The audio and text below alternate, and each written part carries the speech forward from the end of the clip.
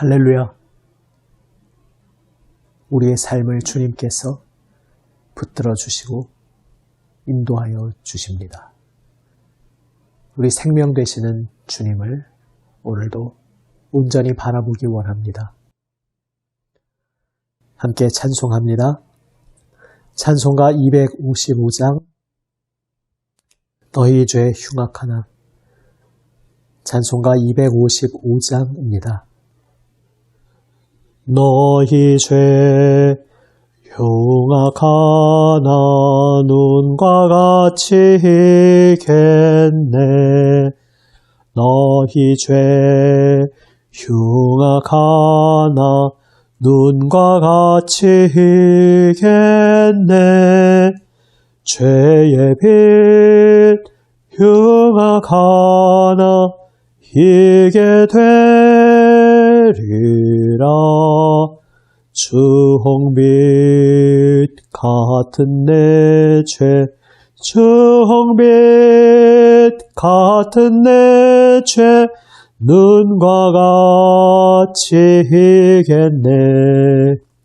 눈과 같이 희겠네. 악한 죄 벗으라고 주님 너를 부르네. 악한 죄 벗으라고 주님 너를 부르네. 하나님 크신 사랑 한이 없어라.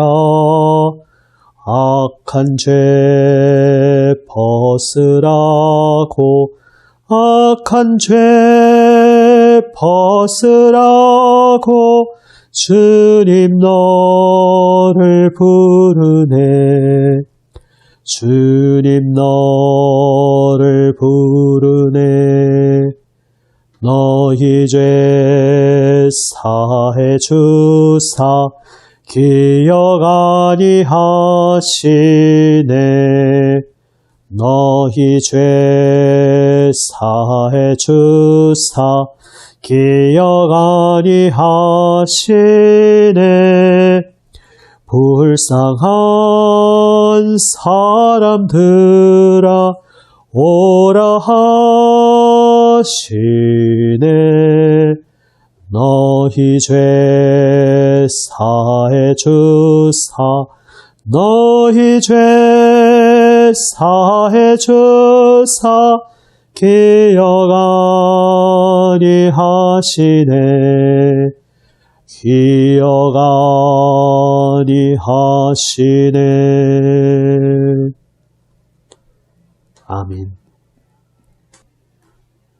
하나님 말씀 예레미야 6장 1절에서 15절 말씀입니다. 구약 성경 1059면입니다.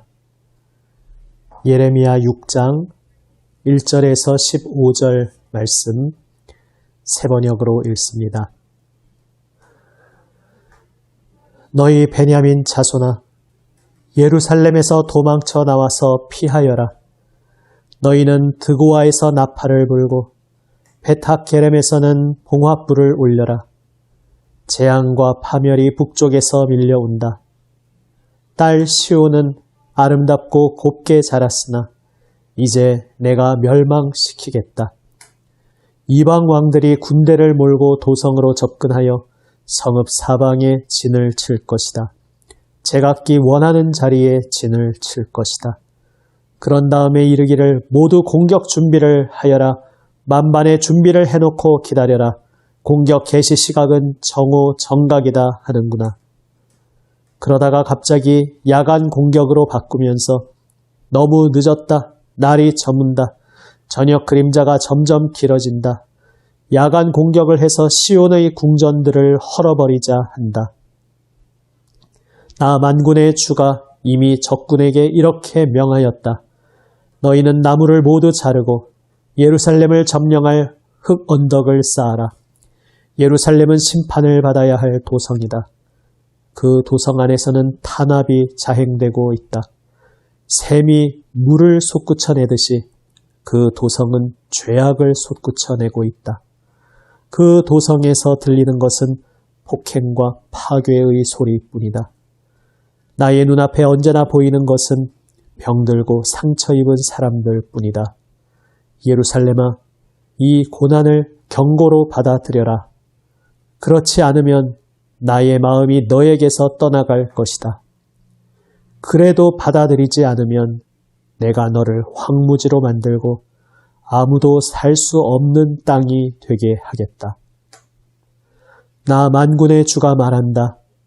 농부가 포도나무에서 포도송이를 다 따내듯이 적군이 이스라엘의 남은 자들을 샅샅이 뒤져서 끌어갈 것이다. 그러니 예레미야야, 아직 시간이 있을 때에 포도 따는 사람이 포도 덩굴을 들추어 보는 것처럼 내가 구할 수 있는 사람들을 구해야 한다. 제가 말하고 경고한들 누가 제 말을 듣겠습니까? 그들은 귀가 막혀 주님의 말씀을 들을 수 없습니다. 주님께서 하신 말씀을 전하면 그들은 저를 비웃기만 합니다. 말씀 듣기를 좋아하지 않습니다. 그들을 향하신 주님의 진노가 제 속에서도 부글부글 끓고 있어서 제가 더 이상 주님의 진노를 품고 있을 수도 없습니다. 그러면 나의 분노를 길거리의 아이들에게 쏟아라. 젊은이들이 모인 곳에다가 쏟아라.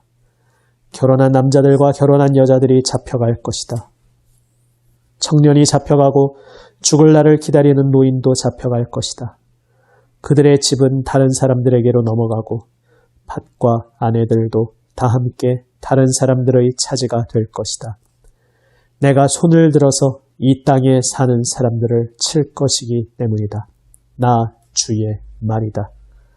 힘 있는 자든 힘 없는 자든 모두가 자기 입속만을 채우며 사기를 쳐서 재산을 모았다. 예언자와 제사장까지도 모두 한결같이 백성을 속였다.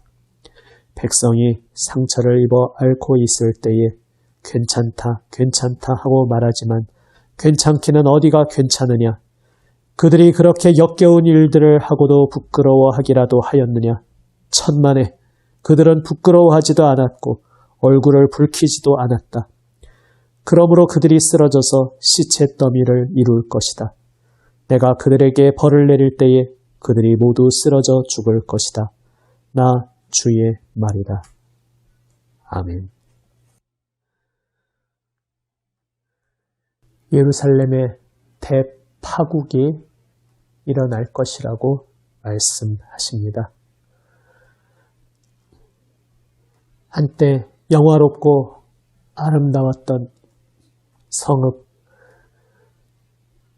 하나님께서 아름답게 단장하였던 예루살렘 성읍은 이제 폐허가 될 것이었습니다. 이방의 적군들이 포위하고 그 성읍을 철저히 파괴할 것이었습니다. 주님께서 그것을 명령하셨다 말씀하고 계십니다. 왜 이런 일이 일어났습니까? 예루살렘 성읍은 탄압과 폭행으로 가득하다 말씀하십니다.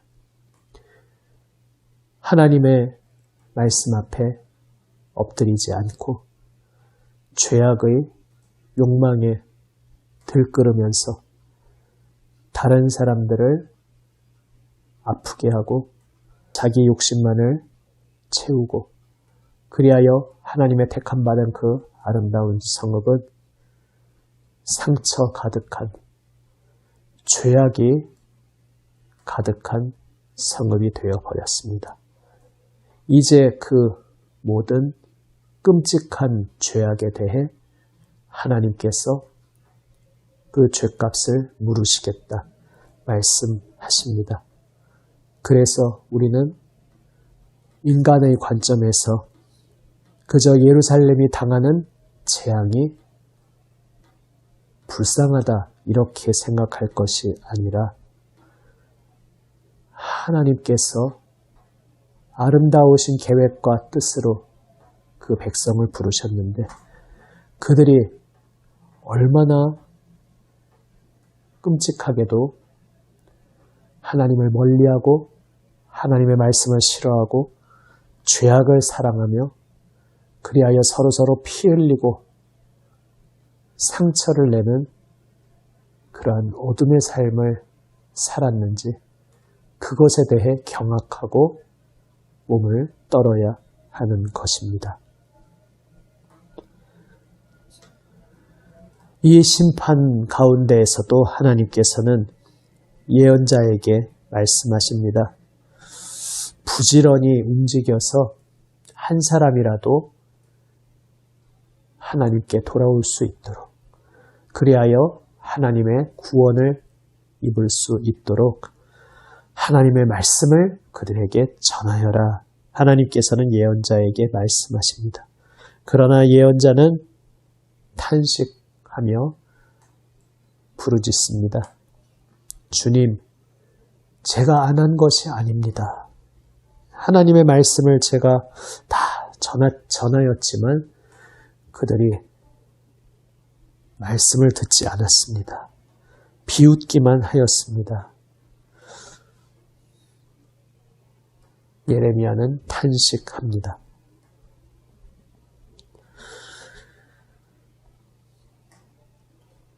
거짓 예언자, 거짓 제사장들은 하나님의 말씀을 왜곡시켜서 거짓된 위로와 거짓 평안만 전했습니다. 그러나 그 거짓 위로, 거짓 평안에는 참된 생명과 소망이 있을 수가 없었습니다. 오직 참된 생명, 참된 평화, 참된 위로는 하나님 말씀을 듣고 그 마음이 하나님께로 돌아오는 그 자리에 있었습니다. 하나님의 말씀을 듣고 하나님 앞에 돌아오기를 하나님께서도 간절히 기다리셨습니다. 그래서 예언자에게 한 사람이라도 더 들을 수 있도록 하나님의 말씀을 전하여라 말씀하셨던 것입니다. 그러나 백성들은 하나님의 말씀을 듣기보다 하나님 말씀 앞에서 자신의 죄악을 비추어 보며 그 죄악을 버리고 겸손히 하나님 앞에 엎드리며 주님 앞에 돌아오기보다 그저 자기가 죄악을 붙들고 살던 그대로 계속 그대로 살기를 원했습니다. 죄악을 붙잡고 살아가는 그 길에 대해 누군가 격려하고 위로해 주기만을 바랐습니다. 그래서 참 위로와 거짓 위로는 이렇게 다릅니다. 참된 위로는 하나님 앞에 돌아오도록 부르며 하나님 앞에 돌아올 때에 그 말씀 앞에 엎드릴 때에 죄악을 버리고 주님께로 돌아올 때에 거기에 참된 위로가 있음을 선포하지만 거짓 위로는 하나님 앞에 돌아오는 것에는 초점을 두지 않고 그저 사람의 마음을 비위를 맞추는 데에만 신경 씁니다. 그래서 오히려 하나님 말씀 앞에 돌아오는 것을 방해합니다. 고통과 시련의 시간 속에서 주님을 바라보며 주님 앞에 돌아와야 했는데 주님 앞에 돌아오도록 참 위로를 전한 것이 아니라 주님 앞에 돌아오는 것과는 상관없이 그냥 근거 없는 낙관론으로 다 잘 될 거다, 괜찮다, 평화, 소망, 기쁨만 너한테 있을 거다. 회개 없는 위로를 전했습니다. 말씀 앞에 엎드리지 않는 평화를 전했습니다. 그것은 거짓 위로, 거짓 평화였습니다. 그러나 안타깝게도 백성들은 거짓 위로, 거짓 평화를 듣기 좋아했습니다. 참 예언자가 전하는 그 쓴소리를 듣고 싶어 하지 않고 내가 살아가던 모습을 돌아보며 하나님 말씀의 빛에 비추고 거짓된 것들을 다 내려놓고 주님 앞에 돌아와야 한다는 참된 예언자의 말씀을 듣기 싫어했습니다. 그저 내 마음을 건드려주는 얄팍한 위로만을 기다렸습니다. 회개 없는 위로, 변화 없는 위로, 말씀 앞에 엎드림 없는 위로만 기대했습니다.